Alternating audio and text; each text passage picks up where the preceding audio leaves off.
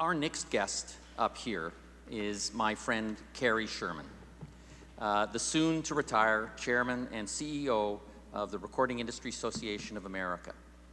In his nearly 2 decades leading that organization, Cary has been instrumental in protecting and advocating for the rights of music creators. This includes the recent passage of the Music Modernization Act, where he built a strong bipartisan coalition to support that legislation. And I'm not sure people have in their minds just the enormity of the challenge, right? Nothing had been happening, and when it went through the Congress, correct me if I'm wrong, Cary, it was unanimous, right? Like 435 to nothing. Things like that never happened. And then, of course, there was some few little problems in the Senate, but it ended up, again, almost unanimous. And that is in a large part due to Cary. So we've invited Cary here to share memorable moments in this incredible career of his. And leading this discussion is going to be the brilliant musician, boutique label owner, and festival founder, Miranda Mulholland. In the last 3 years, Miranda has also emerged as Canada's leading artist advocate.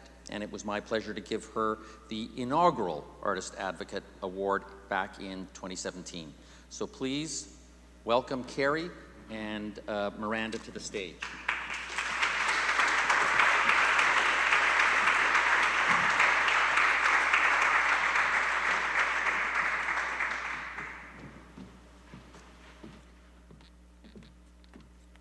Imagine a fireplace. Cary, welcome to Toronto. Thank you. So it's a pleasure to be here. I know that you've been here many times, so what's your favorite thing about our city? The fresh air. It really is lovely. And actually, my father was born in Toronto and raised in Toronto, illegally immigrated to the United States, got thrown out, came back legally, and I was a first-generation American. There we go. So coming back is coming back home. Well, welcome home. Congratulations on the passing of the Music Modernization Act. This was a landmark event, and you were a key player in this. This is, you stick-handled this right into the net. That's a little hockey analogy yes, for you. Kind of assumed that. Can you tell us just a bit more about the historic legislation and what this means for creators? Okay, does anybody know what it's a, at a very high level, there are 5 pieces to the legislation. The most important is that it creates a blanket mechanical license. So instead of getting one mechanical license at a time, work by work, which is a compulsory license in the United States, and it's very dysfunctional, you now will file a piece of paper and get a blanket mechanical license, and then you will pay royalties along with reports of usage to a music licensing collective that will then have the responsibility for distributing the money to the right publishers and songwriters. That's a huge improvement in efficiency over the existing system. Every digital music service had to try and find out who owns every musical work and have its own database of that information and then make payments to all those people. It's going to be much more efficient to have a centralized database, which will be the authoritative source of the information, and for all the money to go into this music licensing collective and be distributed directly to songwriters and publishers. So that's one piece.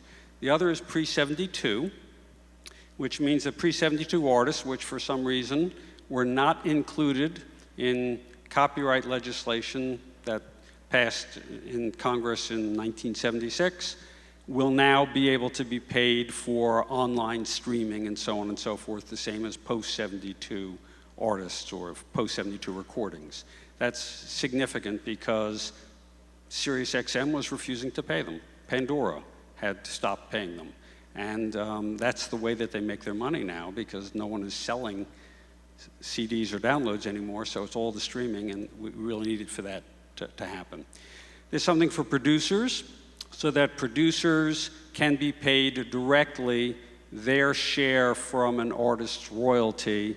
It's really just a housekeeping thing, but they weren't allowed to be paid directly under existing law, so this fixes that.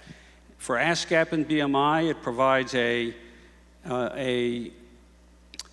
new way of assigning a judge to be the rate court judge. It's a rotating wheel so that you don't get the same person each time because those people get built-in biases. And they will also be able to have more information than they currently do. The law in the United States prohibited record company royalties from being received into evidence in a rate-setting proceeding for songwriters. That will now be eliminated. And there was, the last piece is that all of the remaining users, the remaining licensees will be, where royalty rates are being set by a tribunal, it will be set on a willing buyer, willing seller standard, which means fair market value rather than a series of policy objectives to be met, which could result in a below market rate. So satellite radio and cable audio services will now be, the rates will be set on a market basis.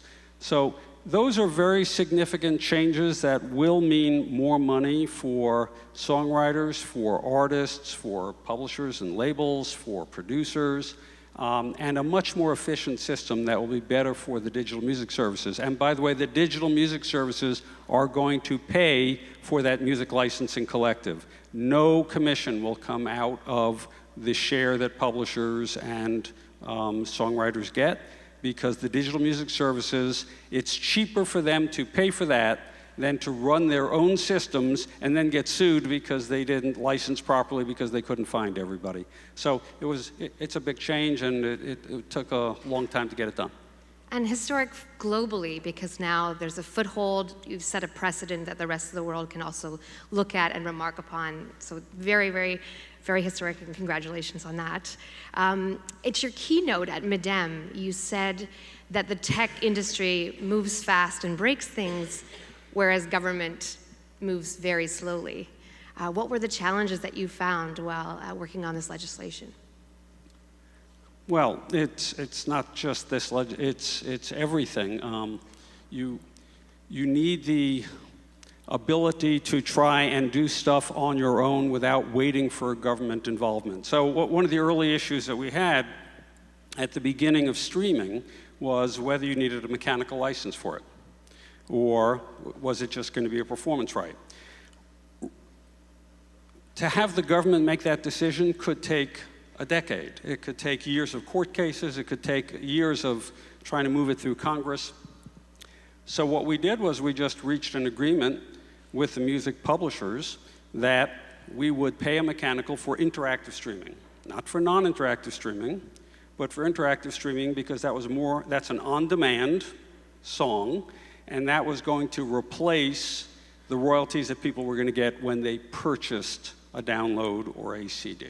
So by agreeing to that, we simply agreed that we would apply the existing compulsory license provision to this new agreement, and that the compulsory license will cover all the copies that are made, whether it's in the server, or whether it's in a cache or a router or an end user copy. And as a result, we were able to fix ourselves what government would have taken way too long to fix. And then we went to the Copyright Office and asked them to bless a regulation that implemented it.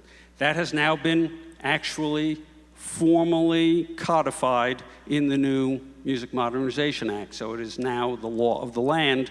But we did it just as an interpretation of existing law back in 2001, and that was what enabled subscription streaming services to work.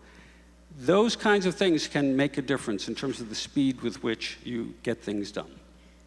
Yeah, we're seeing that in Canada. Music Canada has put forth these recommendations for the Copyright Board, and so that's an industry-wide unification on this. And this is something that you've talked a lot about, is that unification and trying to get something done works when you can unify, and that's a strength in the voice. So how did you wrangle those cats? That's quite a job. This was a dozen years in the making. When I started off in the industry, which was 1974, my first job was to fight publishers and fight songwriters and to make sure that they didn't get a bigger share of the pie than we did. And then I saw what the PROs were doing. I mean, it was a mess. It's a very, very fractured and fractious community. And over time, as we realized that fighting for each piece of the pie simply means that the pie never gets larger because we're not fighting together against the real people we needed to be fighting, which have now become the tech companies, we were hurting ourselves. And that in order to get past the history of the industry, we needed to construct entirely new relationships. I never met with the CEO of ASCAP or BMI, I mean, the only time I met with the head of NMPA, which is the music publishers, was when we had something specific to negotiate or to fight about. It was never to just get together to talk about things. So we created a group of CEOs of the music industry associations that would get together twice a year to actually just sit and talk about what's going on and what issues you've got and why you're taking the positions that you are, and we would talk them through and so on. And it became not only informative and educational, but it became a relationship, and suddenly you knew the people that you were dealing with. In fact, we specifically asked to have significant others or spouses come to these events so that we really created relationships where you did not want to do something to offend some other group because you knew them personally, you knew their family. 12 years later, we now can operate as a music community with an email. I mean, literally, I have sent emails on the NAFTA negotiations when we were trying to get safe harbors taken out. I sent an email to 20 CEOs on a Friday morning, and by Monday, we had 20 people signing a joint letter to the USTR ambassador. That would never have happened years ago. It took a dozen years of trust building, of conversation, of understanding where each other is coming from to get to the point where you could reach compromises. The MMA was a series of compromises that everybody had to make to be able to get on the same page so that everybody could support everybody else. So it sort of happened very quickly in the context of the beginning of 2018 where we all agreed on it, but it was a dozen years in terms of developing relationships and several years in terms of negotiating the substance of the law. This, so your technique, this trust building, it sounds a lot like our approach here at Music Canada, this artist-to-artist thing, and artists have a bit of a shorthand because our work is out there. We can look up what we're sort of where we are in brainwaves and find like-minded people. But it sounds as if you're sort of advocating for an industry-to-industry thing as well, which I think sounds as if it works. Well, of course, this was within the music industry that I was talking about, but this legislation would not have happened if we didn't have the digital music services on board and ultimately the tech industry on board. Everybody had to agree, otherwise nothing will get through Congress. In case you haven't heard, we have a very dysfunctional country right now. And our Congress is an especially potent image of the dysfunction. They can't agree on anything. It is a hostile work environment. This really was something that was bipartisan. Music always has been bipartisan, by the way. The liberals like the music industry because they think they're all liberal, and the Republican conservatives like the music industry because we believe in property rights and enforcing our rights. So we have something for everybody. But everybody loves music. And one of the things that we have done was we set up a video camera in an office right off one of the office hallways in the Rayburn House office building, and we would just grab members of Congress to come in, and we would video them and ask them about, their favorite songs, their favorite artists, that kind of stuff, and everybody had some unbelievable connection to music, and it was a way of reminding them that that's who they're helping. They're not helping an organization. They're not helping us, but they're helping music. And it is such an unbelievably unifying force, and it has tremendous political potency if you can just harness it. Harnessing it politically means getting artists and songwriters on board. They are unbelievable lobbyists. Songwriters are very accessible. No one knows who they are, and then you find out that you wrote that, and the connection is immediate. Artists bring a lot of fame, but then you also want the indie artists that people have not yet heard of, who are just emerging.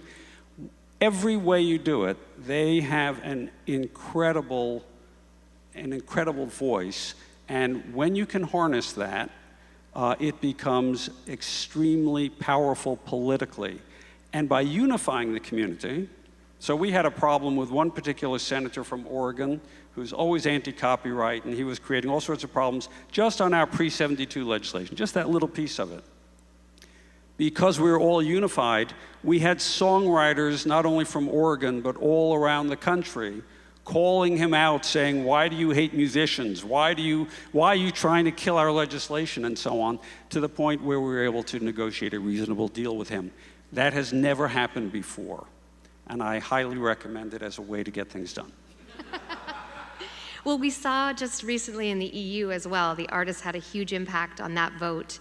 They're one of the most sort of stunning ones, I thought, and most effective ones was a bunch of musicians and well-known musicians busking outside of Google headquarters and then revealing how much they made and what the difference was between what they got for YouTube in a year and what they made busking for an hour in front of the Google headquarters. So I think that those identifying those personal connections with music, and you're right, it's such a unifying force, and once again, in a very troubled time in the U.S., this bill, the passing of the MMA is a unifying force to be celebrated.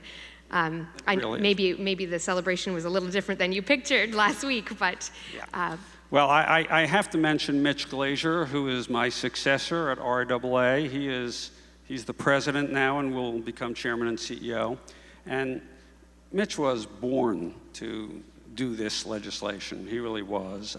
He is an amazing mastermind in terms of legislative strategy, but he also has an unbelievable personality so that everybody in every sector, whether it was producers, managers, PROs, publishers, would go to him for how can we do this and how do we manage this particular member and so on and so forth. Mitch really deserves the credit for getting this done through the Congress, because bringing the industry together was an amazingly important piece, but if you can't deliver on the actual legislative tactics inside the Congress, this would not have happened. And then we all got to watch Trump take credit for the whole thing. Oh, but it was a group lift, so I think you're being too modest here. One of the things that maybe isn't so well known about you is that you're a musician. Yes, well, I was. It never goes away. It's like riding a bike. So you're a piano player. Yes. When did you start playing piano? When I was 6, and I clearly had a gift for it because I had perfect pitch and I played by ear, and so I took to it very quickly, and it was great.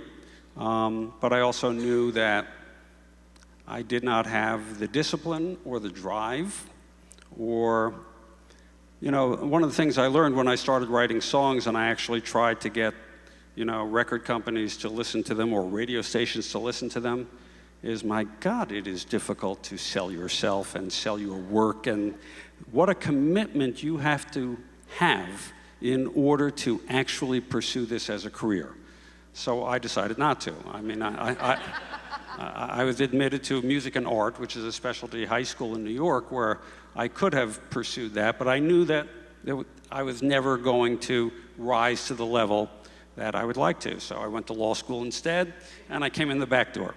So it's been fun to be involved with music creators and music professionally And I feel like I'm able to give them something other than my piano playing and my lyrics. I think my first day of university in music, what the professor said, if you can do anything else, do it. And that is the advice that because a lot of parents of kids come to me and say, my child wants to do what, and the answer is, they will do it if they have to do it. If they don't have to do it, they should not do it. Good advice. Absolutely. I want to ask you about a music that touched you. So if there's an album that sort of changed your viewpoint about music or your worldview, or an album that had significant impact on you growing up. I grew up during the Beatles, so it's hard to imagine anybody coming close in terms of the impact that the Beatles had on me musically. But the Sgt. Pepper album in particular was simply a breakthrough album that completely redefined what an album is. Up until that time, songs were ditties. They really were just, there wasn't a lot of structure to them. There was 1-4-5s. It was, this was now a studio album. This was not just singing a song in front of a microphone. You happen to do it in a studio, but it's no different than performing it on a stage. The Sgt. Pepper album was actually a studio production that could not be reproduced on the stage because of what it created. And it completely redefined the album concept, it redefined the future of music, and it opened up music in ways that nothing ever else had. So I would have to give that as number one. That's a pretty decent number one. I saw a reel of you meeting a lot of different artists, also Obama, and I'm sure that you've met many, many artists, encountered many artists over your career. I heard that you just recently spent some time with Jay-Z and also Rihanna, and they were perhaps a little unusual. I wonder if you could tell us about one of those encounters. Well, one of the things about, generally, I'm sure you realize that if you meet emerging artists, they're normal people. And, you can relate to them and talk to them, and it's a real conversation.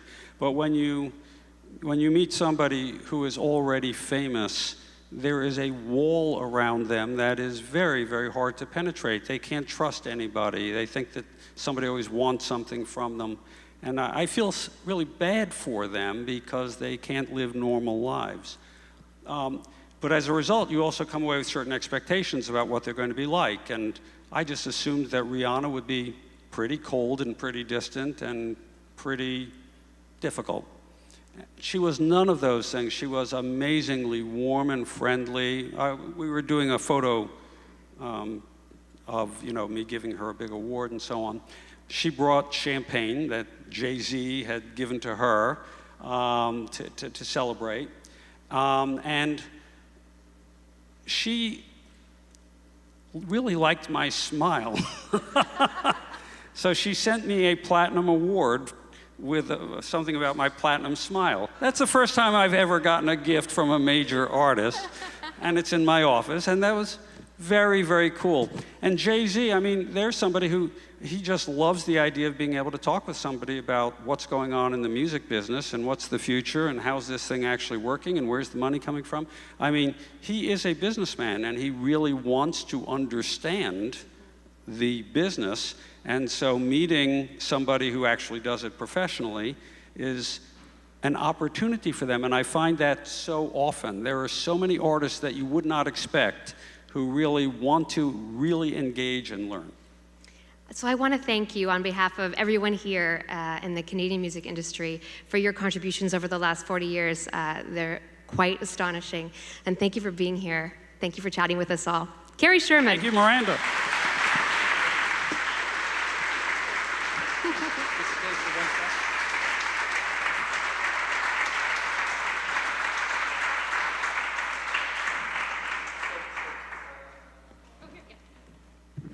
So Cary, as a small token of our appreciation, you can stay here, Miranda, because we'll have a little picture maybe.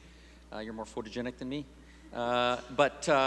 as a small token for joining us, I understand that you're a bit of a fan of Leonard Cohen, of course, it's home territory. And so we'd like to present you with this poster, which commemorates his win.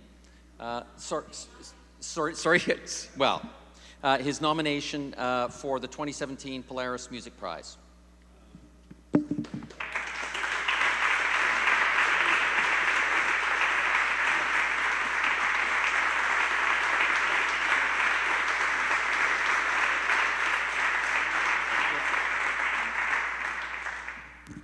One of the things that you get to do in my gig is go to things like the Songwriters Hall of Fame, which happens to be my favorite event of the year because it's the most unscripted, it's the most, I mean, people just take as long as they want to say whatever they want, and they usually have a lot to say, but it's a really splendid event. And Leonard Cohen was honored a few years ago, and Katie Lang sang Hallelujah. It was the most amazing performance ever. Judy Collins. Thank you very much.